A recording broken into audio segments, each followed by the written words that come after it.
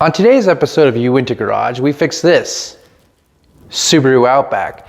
But before we get started, do us a personal favor and like and subscribe to our YouTube channel. It would really mean a lot. I'm Joe, and this is uintagarage.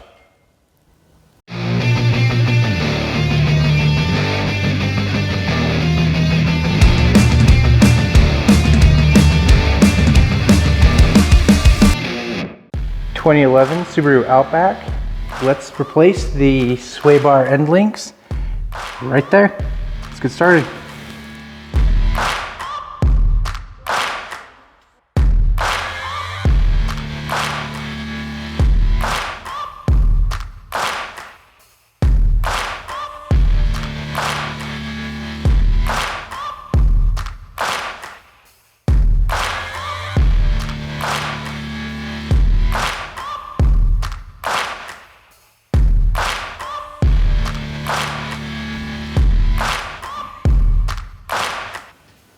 Once you get the wheel off, you want to clean these threads here and there so you can back that nut off.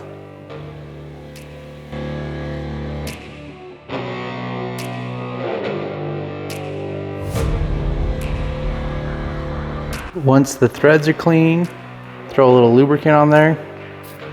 It'll make backing these off a lot easier.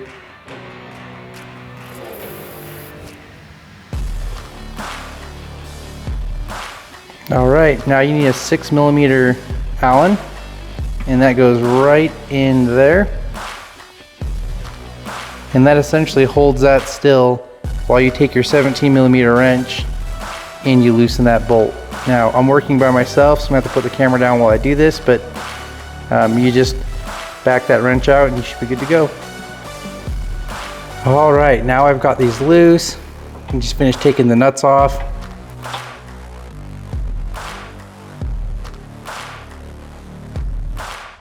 And then you just pull it out.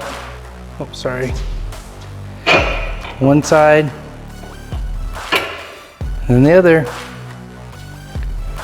And it's out. Now I'm gonna go do the other side. So for my sway bar end links, I decided to go with Moog. Not because I think that they're necessarily a better brand, but because their design's a little different. You can see, you can put a wrench on the inside, so you're not doing that Allen on the end. The Allen tends to get full of junk and a little rusty, then they're hard to use. So for me, this seems like a little bit better design. Plus they're greasable, which is kind of cool.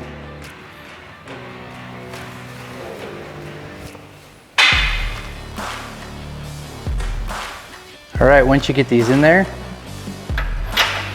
torque it down. It's an 18mm socket. Torque specs are 44 foot-pounds.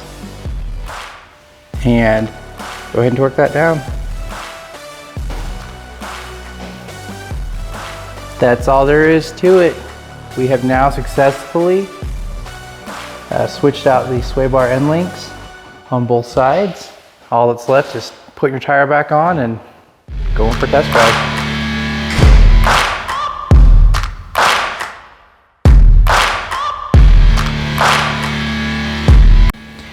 If you found this video useful at all, do us a favor and smash that subscribe button now. Also, drop us a comment and let us know what other Outback projects you may want to see in the future. As always, thank you for watching uintagarage.